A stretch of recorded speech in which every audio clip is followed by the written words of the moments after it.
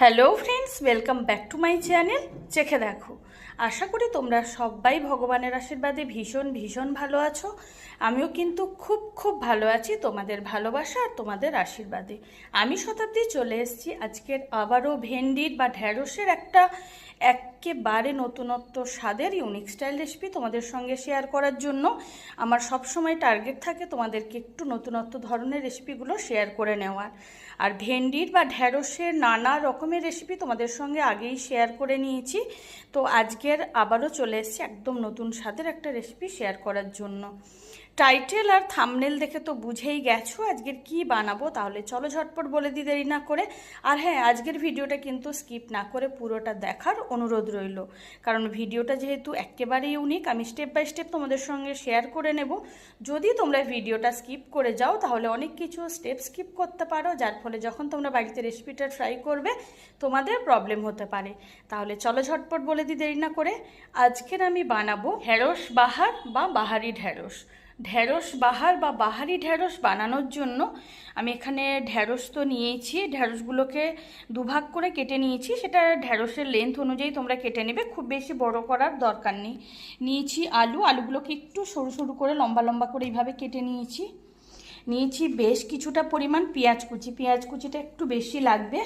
নিয়েছি চিংড়ি, আমি এখানে চাপড়া চিংড়ির ব্যবহার করছি আজকের ঢ্যাঁড়স বাহারের জন্য। এই চিংড়িটা একদমই আদর্শ, আর না হলে তোমরা যে কোনো রকম চিংড়ি দিয়ে কিন্তু কাজটা করে নিতে পারো। আর চিংড়িটাকে লবণ, হলুদ আর কাঁচা সর্ষের তেল দিয়ে মাখিয়ে রেখেছি। নিয়েছি নারকেল কোড়া, এখানে নিয়েছি বেশ কিছুটা থেতো করা রসুন, এটা কিন্তু লাগবেই, প্রত্যেকটা মশলা কিন্তু ভীষণ ভাইটাল। এখানে নিয়েছি পাঁচফোড়ন আর তেজপাতা, এতে পাঁচফোড়ন আর শুকনো লঙ্কা, এগুলো ফোড়নের জন্য। নিয়েছি লবণ, চেরা কাঁচা লঙ্কা নিয়েছি, আর নিয়েছি হলুদের গুঁড়ো।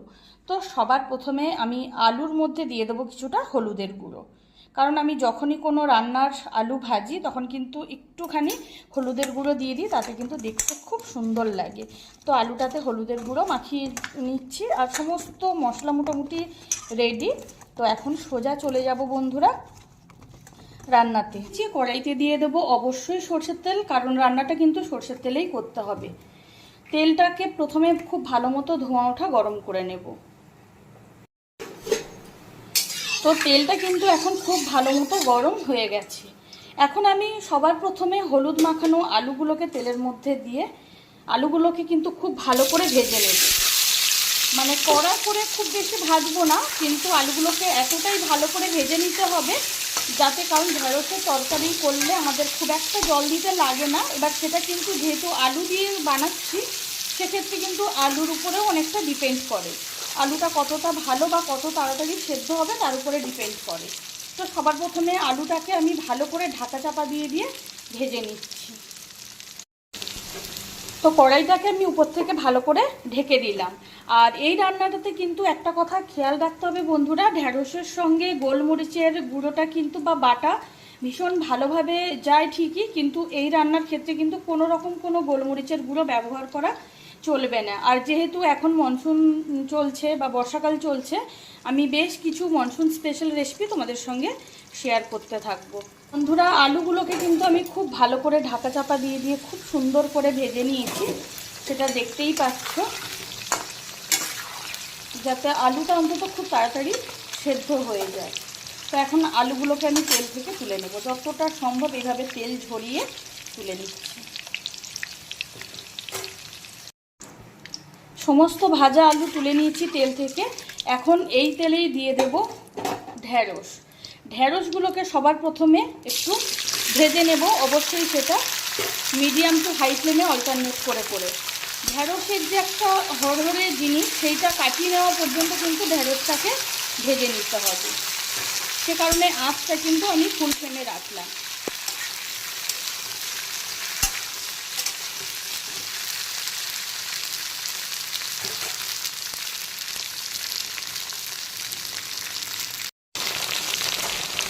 এখন কিন্তু ঢ্যাঁড়সগুলোও খুব ভালো করে ভেজে নিয়েছি, দেখতেই পাচ্ছ বন্ধুরা।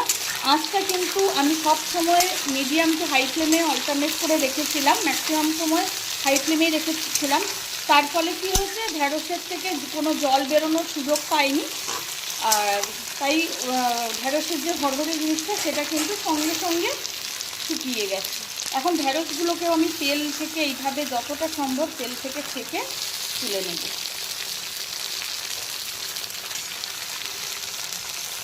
এখন আলু আর ঢেঁড়স ভাজার তেলে প্রথমে দিয়ে দিচ্ছি 2টো শুকনো লঙ্কা ফোড়ন। কেটে দিতে পারো বা গোটাও দিতে পারো, আবার গোটা সমেতও দিতে পারো, কোনো ব্যাপার না। দিয়ে দেব 5 ফোড়ন। এখন 5 ফোড়ন আর শুকনো লঙ্কাটা একটু ভাজা ভাজা করে নেব প্রথমে।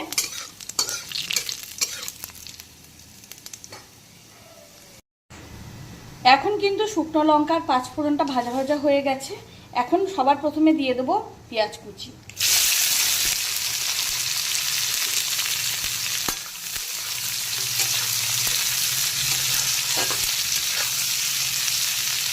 আর দিয়ে দিচ্ছি চেরা কাঁচা লঙ্কা। ঝালটা তোমরা তোমাদের পছন্দ মতো দিয়ে নেবে, কোয়ান্টিটি বুঝে, আর তোমাদের ঝাল যে যেরকম পছন্দ করো সেটা বুঝবে। এখন সবার প্রথমে বেশ কিছুক্ষণ সময় নিয়ে লো টু মিডিয়াম ফ্লেমে অল্টারনেট করে করে আমি পেঁয়াজ আর চেরা কাঁচা লঙ্কাটাকে ভেজে নেব। আর এটাতে কিন্তু কোনো গুঁড়ো লঙ্কা চলবে না। এখন কিন্তু পেঁয়াজ কুচি আর চেরা কাঁচা লঙ্কা ভাজা ভাজা হয়ে গেছে হালকা বাদামি কালার করে।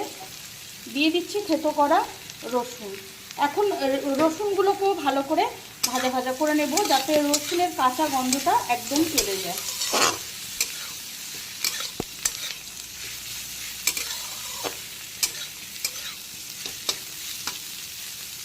আর আঁচটা কিন্তু অবশ্যই লো টু মিডিয়াম ফ্লেমে অল্টারনেট করে করে রাখতে হবে, যাতে কোনো মশলা ভালো মতো কষানোর আগে পুড়ে না যায়।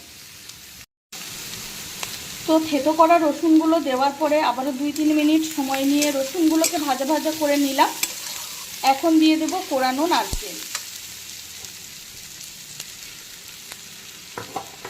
এখন নারকেল কোড়াটাকেও বেশ কিছুক্ষণ ভালো করে ভেজে নিতে হবে। নারকেল কোড়ারও যাতে সুন্দর যে স্মেল ভাজা নারকেলের সেটা যেন ছাড়ে, সেই পর্যন্ত ভেজে নিতে হবে। আর ভিডিওটা কিন্তু একদমই স্কিপ করা যাবে না বন্ধুরা, এটা একেবারেই ইউনিক একটা রেসিপি, তাই যে কারণে আমি স্টেপ বাই স্টেপ তোমাদের সঙ্গে শেয়ার করে নিচ্ছি। তো নারকেল কোড়াটা দেওয়ার পরে আবারও বেশ কিছুক্ষণ সমস্ত মশলা একসঙ্গে খুব ভালো করে ভেজে নিয়েছি। এখন কিন্তু ভাজা মশলার একটা অপূর্ব স্মেল ছাড়ছে। এই পর্যায়ে আবারও একটা নতুন জিনিস তোমাদের জন্য অপেক্ষা করছে, সেটা হচ্ছে এর থেকে অর্ধেকটা মশলা আমি মিক্সির জারে নিয়ে নিচ্ছি। এটাকে একটুখানি ঠান্ডা করে একটা মিহি পেস্ট বানিয়ে নেব।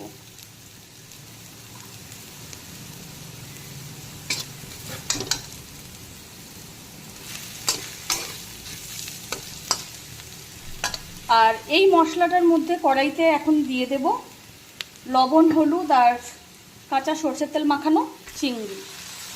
এখন চিংড়িগুলোকে এই মশলার সঙ্গে ভালো করে ভেজে নেব।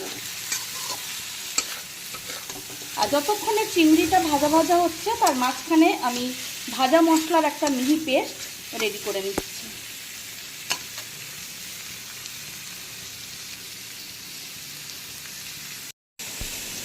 সমস্ত ভাজা মশলার মিহি পেস্ট কিন্তু একদম রেডি।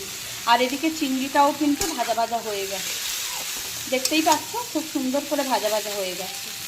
এখন আমি কড়াইতে দিয়ে দেব ভাজা মশলার মিহি পেস্ট। যদিও ভাজা রয়েছে তাই খুব বেশি কষানোর কোনো দরকার নেই। এখন দিয়ে দেব স্বাদ মতো লবণ, দিয়ে দেব পরিমাণ মতো হলুদের গুঁড়ো,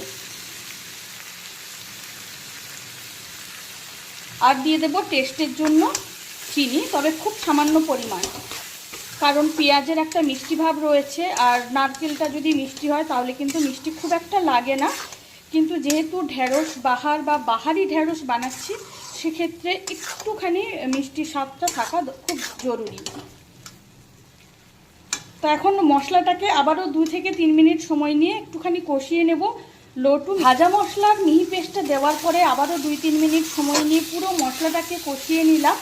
আর দেখতেই পাচ্ছ মশলার চারদিক থেকে কিন্তু তেল ছাড়তে শুরু করেছে, আর একটা অপূর্ব স্মেল কিন্তু সারা ঘরে ছড়িয়ে পড়েছে। তো এখন আমি দিয়ে দেবো ভেজে রাখা আলু। এখন আলুগুলোকে আবারও ঠিক 3-4 মিনিট সময় নিয়ে লো টু মিডিয়াম আছে সমস্ত মশলার সঙ্গে একটু কষিয়ে নেব, যাতে এটাতে চেষ্টা করব যতটা সম্ভব জল না দিতে, কিন্তু যদি লাগে সেক্ষেত্রে একটুখানি অবশ্যই দেওয়া যাবে, যে কারণে আলুটাকে যতটা সম্ভব ভালো করে কষিয়ে নিতে হবে।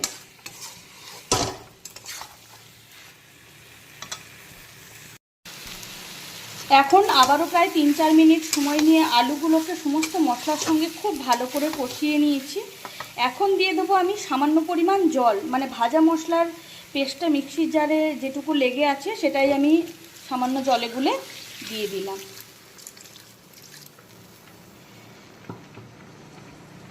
এখন আঁচটা ফুল ফ্লেমে রেখে বেশ কিছুক্ষণ ঢাকা চাপা দিয়ে আলুটাকে একটুখানি সেদ্ধ করে নেব। আলুটা যখন প্রায় 85 থেকে 90% সেদ্ধ হয়ে যাবে তখন আমি এর মধ্যে ভেজে রাখা ভেন্ডিগুলোকে দিয়ে দেব। যদিও খুব বেশি সময় কিন্তু লাগবে না, আলুগুলো যেহেতু খুব ভালো করে ডিপ ফ্রাই করে নিয়েছিলাম ঢাকা চাপা দিয়ে তারপরে আবার সমস্ত মশলার সঙ্গেও কষিয়ে নিয়েছি, তাই খুব বেশি সময় কিন্তু লাগবে না। আঁচটা আমি বেশ কিছুক্ষণ এখন ফুল ফ্লেমে রেখে দিলাম। এখন আবারও প্রায় 3 থেকে 4 মিনিট সময় লেগে গেল আলুগুলোকে খুব ভালো করে ঢাকা চাপা দিয়ে আমি সেদ্ধ করে নিলাম। এখন কিন্তু আলুটা একটুখানি দেখে নেব। আলুটা কিন্তু এখন 85 থেকে 90% প্রায় সেদ্ধ হয়ে গেছে, আর দেখতেই পাচ্ছ গ্রেভিটাও কিন্তু একদম ঘন হয়ে গেছে। এখন আমি দিয়ে দিচ্ছি ভেজে রাখা ঢেঁড়স।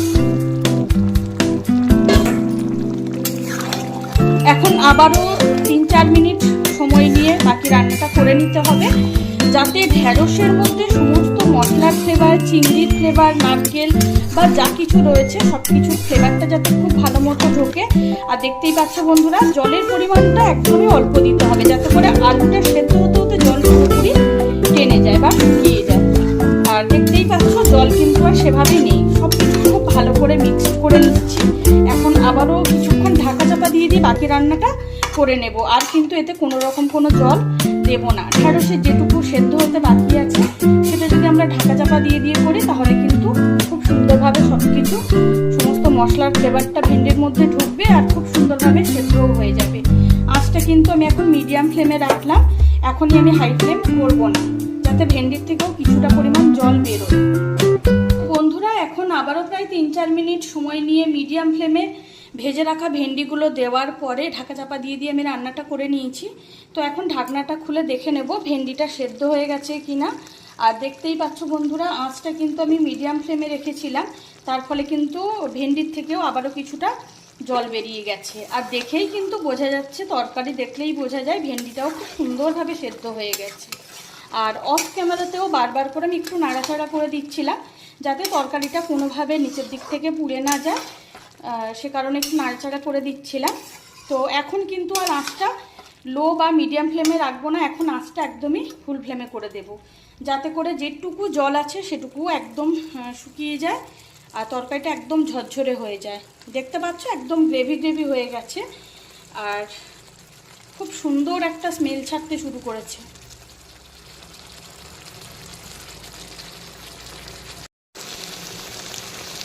এখন ফুল আছে, আবারও 2-3 মিনিট সময় নিয়ে পুরো রান্নাটা আমি করে নিলাম।